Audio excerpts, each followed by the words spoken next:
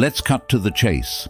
Nobody should have the power to make you feel small, not with their words, not with their actions, not with a single glance. Yet, it's something we all face at one point or another. People will test your limits, disregard your feelings, and sometimes blatantly disrespect you. Today, we're going to tackle some straightforward, perhaps even provocative strategies to deal with such challenges without compromising your cool or your dignity. So, if you're tired of feeling like you're at the mercy of others' disrespect, you're in the right place. The first strategy is what I like to call the silent stare. It sounds almost too simple, right? But don't underestimate its impact. There's a real power in this technique. It's rooted in one of the fundamental teachings of Stoic philosophy, which is all about controlling our reactions and mastering our emotions.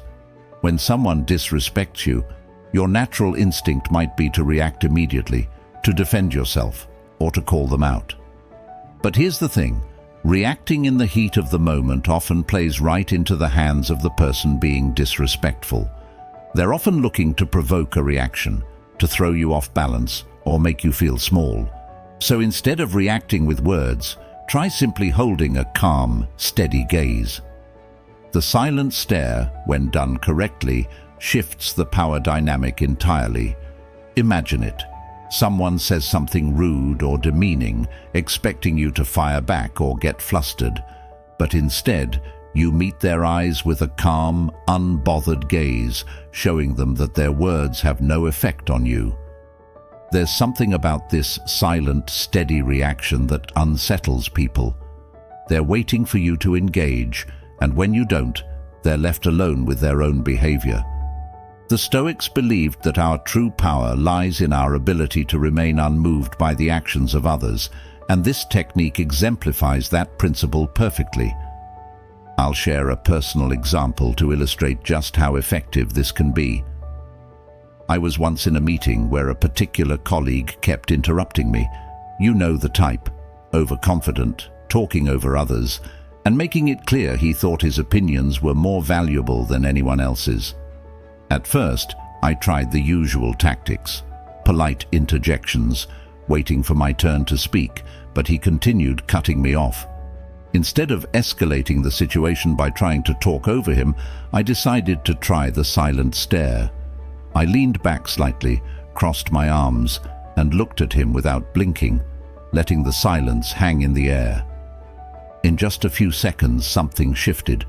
He started to fumble over his words, glancing around the room as if looking for support, but all eyes were on him. He suddenly looked uncomfortable, as if he realized he was the only one talking. That silent stare spoke volumes, conveying a simple but powerful message. I see what you're doing, and I'm not impressed. After that meeting, his behavior toward me noticeably changed. He didn't interrupt me again, and over time he started treating me with more respect. The silent stare didn't just work in that single moment, it set a precedent for all future interactions. It's amazing how something as small as a steady gaze can have a lasting impact. The beauty of this technique is that it requires no words, no drama, and no escalation. It's a quiet, dignified way of asserting yourself and reclaiming your power. Stoicism teaches us that we don't have to play by other people's rules or give in to their provocations. By choosing silence and refusing to engage, we're setting our own terms. So, next time someone tries to push your buttons, remember the silent stare.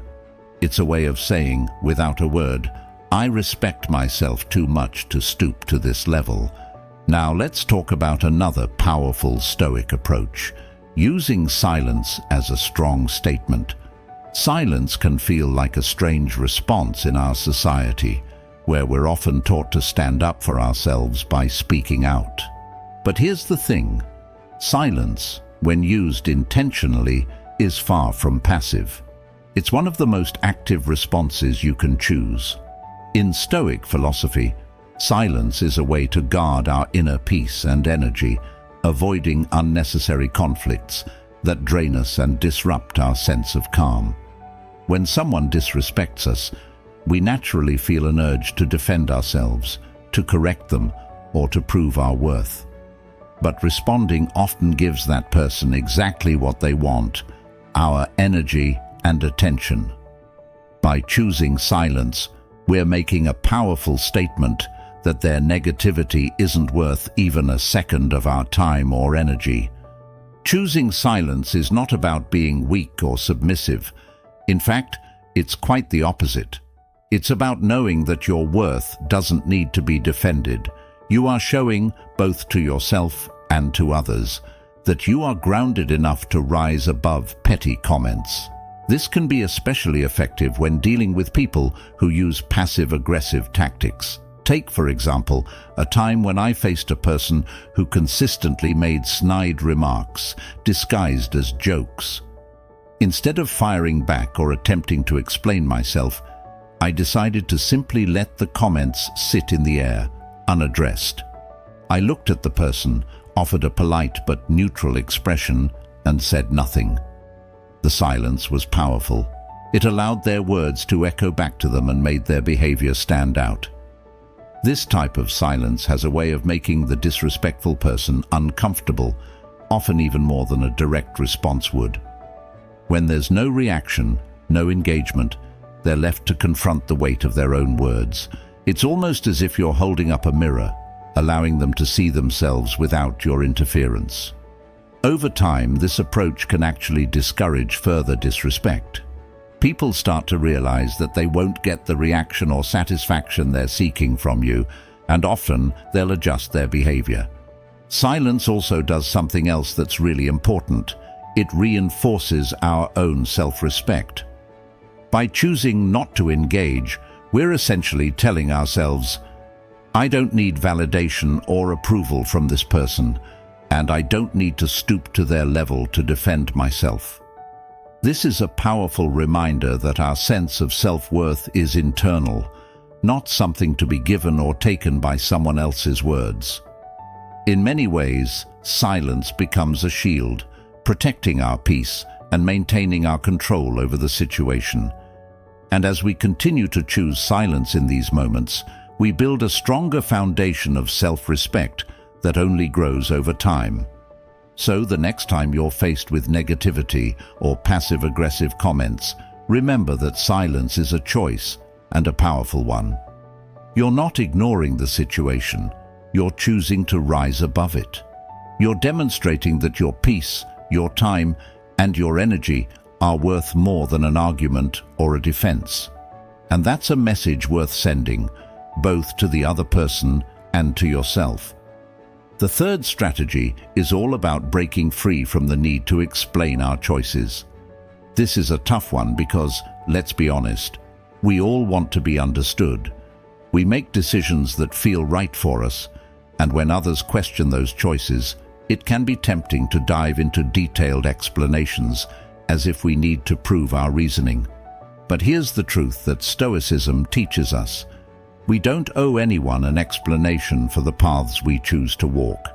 Our decisions are ours alone, and if we're constantly justifying them, we're not only giving away our peace, but also letting others have too much say in our lives.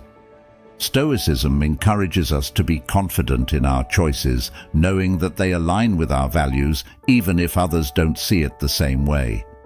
Think about it. How many times have you made a personal decision only to face a barrage of whys from others? Why did you leave that job? Why are you pursuing this career? Why didn't you attend that event? And each time you feel the urge to explain, as if their understanding somehow validates your decision. But the more we engage in these explanations, the more we're telling ourselves that our choices need to be approved by others. In reality, they don't. This need to justify can chip away at our confidence, making us second-guess decisions we once felt sure about. And that's exactly what we're trying to avoid.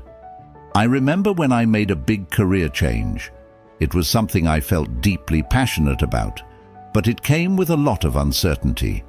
Naturally, people had questions, some even sounded genuinely worried for me, and at first I felt obligated to explain myself. I'd go on and on about how this new path felt fulfilling, how I had a plan, how I'd done my research. But no matter how well I explained it, the questions kept coming, as if my reasons were never quite enough to satisfy them. After a while, I started to see how draining it was. It was like I was constantly justifying my own happiness and my own dreams. And then something shifted. Instead of explaining, I started replying with something simple. It was the right choice for me. It felt strange at first because I was so used to giving long explanations, but it was also incredibly freeing. People would ask, and instead of getting pulled into a whole conversation about my life choices, I'd calmly say, it was the right choice for me. I didn't owe them anything more. This response shifted the dynamic entirely.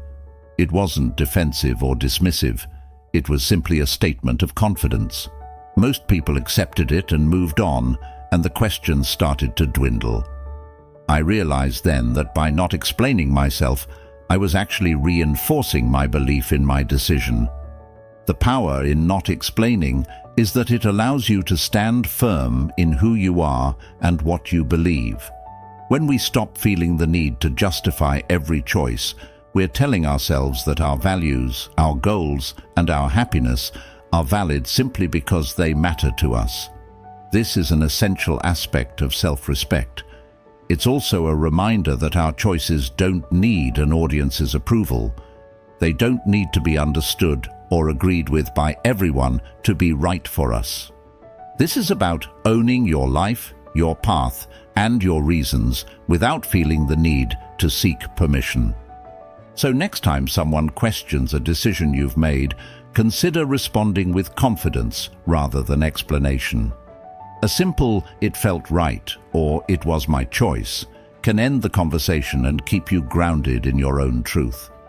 Remember, the people who genuinely respect you won't need endless explanations, and the people who do won't be satisfied with any answer you give.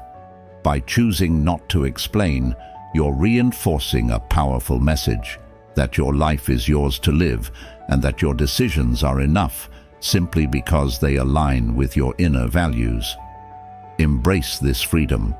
Your choices are a reflection of who you are, and they need no justification beyond that.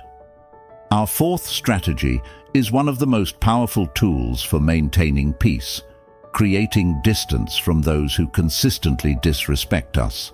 This is such an important concept in Stoic philosophy. The Stoics taught us to focus on what we can control, and one of the things fully within our control is deciding who we allow into our lives and how close we allow them to get.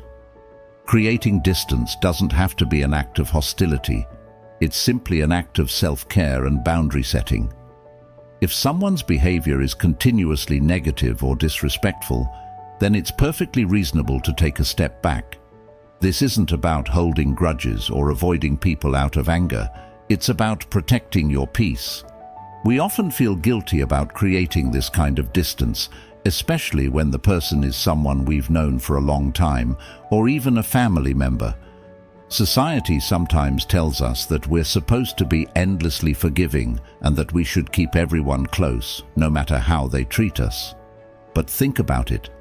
If someone constantly drains you, makes you feel bad about yourself, or disregards your boundaries, then what are they adding to your life? Sometimes the most loving thing we can do, for ourselves and for them, is to give ourselves the space we need to breathe and recharge. I've personally experienced the power of this approach. I had a friend who was frankly exhausting to be around. She always had something negative to say, whether it was about her own life, the people around her, or even my choices. At first I brushed it off, thinking, that's just her personality. But over time I realized how drained and anxious I felt after spending time with her. I was constantly walking on eggshells, bracing myself for her next criticism or complaint. Eventually, I decided to put some distance between us. I didn't make a big announcement or confront her about it. I simply started limiting our interactions. Instead of meeting her every week, I saw her once a month. Instead of daily calls, I'd send the occasional text. This small change was life-changing. Without that constant negativity weighing on me, I found that I had more energy and emotional space to invest in relationships that were positive and supportive. I could focus on friends who encouraged me, who celebrated my successes, and who respected my boundaries. The impact on my mental health was profound. I felt lighter, happier, and far less stressed. And here's the interesting part. As I stepped back, I realized that the friendship had been more about habit than genuine connection. I didn't actually miss the constant negativity, and I didn't miss the drama. Creating distance is often misunderstood as something harsh or unkind, but that couldn't be further from the truth. It's actually one of the most respectful things you can do for both yourself and the other person. You're respecting your own need for peace, while also acknowledging that the relationship in its current form isn't serving either of you. When we take a step back from people who consistently disrespect us, we're not giving up on them. We're giving ourselves permission to prioritize our own well-being. And here's the deeper lesson. By choosing to create distance, you're sending a message to yourself that your peace is valuable, that your mental health is worth protecting, and that you deserve to be surrounded by people who lift you up. Distance allows you to see things more clearly, too. When we're too close to someone, it can be hard to objectively evaluate the impact they have on our lives. But with a bit of space, it becomes easier to see whether the relationship is truly healthy or whether it's something that we've just held onto out of habit or guilt. So if there's someone in your life who doesn't respect your boundaries, who drains you, or who makes you feel small, give yourself permission to step back. Remember, this isn't about anger or resentment. It's about making room for relationships that nourish and respect you. You're not obligated to keep everyone in your inner circle, and it's perfectly okay to create space where you need it. The people who truly care about you will respect your need for peace, and those who don't were never meant to be that close to begin with. The fifth and final strategy is to maintain your composure and stand tall, a true embodiment of Stoic strength. This one might seem simple, but it's remarkably powerful. When faced with disrespect, our bodies often react before our minds even have a chance to catch up. We might hunch our shoulders, avoid eye contact, or even shrink into ourselves. But imagine what would happen if, instead, you did the opposite. By making a conscious effort to stand tall, keep your head up, and meet someone's gaze directly, you're sending a clear, unspoken message. I am not easily shaken, and I am confident in my own worth. This physical response reflects your inner strength and sense of self-assurance. It's a subtle but effective way to claim your space and let others know that their attempts to undermine you won't work. Stoicism teaches us that we don't need to prove ourselves to others or seek their approval. True confidence is quiet and composed. When we embody this confidence physically, we're aligning our outer self with our inner beliefs, reinforcing that we are unperturbed by the disrespect thrown our way. Standing tall doesn't just help you appear more confident to others. It actually helps you feel more confident within yourself. It's incredible how much our body language can impact our mindset. I've found this especially effective in professional settings like meetings or social events where the dynamic can shift quickly. There have been moments when someone has tried to cut me off or dismiss my point, and instead of shrinking or reacting defensively, I made the conscious choice to keep my posture strong. I held my head high, maintained eye contact, and continued to speak with clarity and purpose. It's amazing how quickly the energy in the room changes when you refuse to let others intimidate you. People notice this kind of presence. It's not loud or aggressive. It's quiet, steady, and commanding. When you maintain your composure, You're showing that you're unshaken and fully present. What's interesting is that this approach often disarms those who might be trying to throw you off balance. When someone is disrespectful, they're often looking for a reaction, something that confirms their sense of control or superiority. But when you stay calm and steady, it's as if you're telling them, "I'm not here to play your game."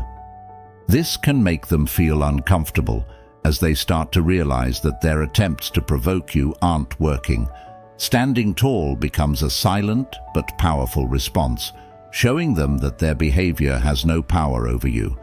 Think of this as more than just good posture.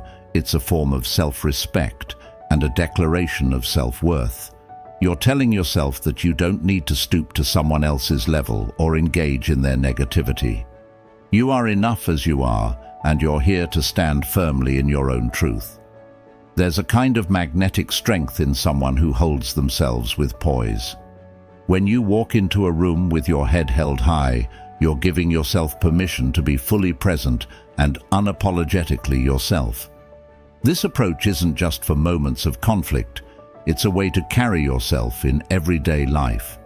The more you practice standing tall, the more natural it becomes, until it's simply a part of who you are. In Stoic philosophy, maintaining your composure is about acknowledging that external circumstances don't control your inner state. By standing tall, you're reminding yourself that you are the one who decides how you feel and how you respond. So next time you feel disrespected or challenged, take a deep breath, straighten your posture, and stand firm. Remember, you're not just showing others that you're unshaken, you're reminding yourself of your inherent worth. Composure is a choice, and every time you choose it, you're reinforcing your own strength and resilience. By standing tall, you're living the Stoic ideal of facing the world with grace and confidence, no matter what comes your way. As we wrap up, let's take a moment to reflect on how powerful these Stoic strategies can be in helping us navigate the complex, often challenging situations we face in our daily lives. By embracing Stoic wisdom, we're not just learning to handle disrespect, we're fundamentally reshaping our relationship with ourselves. Each of these techniques teaches us to look inward for strength, composure, and validation, instead of letting external situations dictate our emotions or actions. This mindset shift is a true game changer. When we choose to practice Stoic principles, we're doing more than just managing difficult people. We're building a stronger, more resilient inner self. We're becoming people who don't easily crumble under pressure, who maintain grace under fire, and who radiate calm even when others try to disturb our peace. And the beautiful thing is that these strategies don't just work in moments of conflict. They start to influence every area of our lives, from how we approach our goals to how we connect with others, and even how we see ourselves. The confidence and clarity that comes from mastering our reactions can ripple out, affecting everything we do and everyone we encounter. Thank you so much for joining me on this journey of exploring Stoic wisdom and how it can elevate the way we respond to life's challenges. If you found value in this discussion, I'd really appreciate it if you could give this video a thumbs up. And if you're interested in diving deeper into topics like these, consider subscribing. Let's build a community of people committed to growing in strength, resilience, and wisdom together. I'd also love to hear from you, so feel free to share your thoughts or any personal experiences you've had with these techniques in the comments below. Remember, true respect, real, lasting respect, begins within us. When we honor our own boundaries, cultivate inner peace, and stand confidently in our choices, we naturally attract respect from others too. Until next time, let's keep striving to live with grace and strength, using Stoic wisdom as our guide.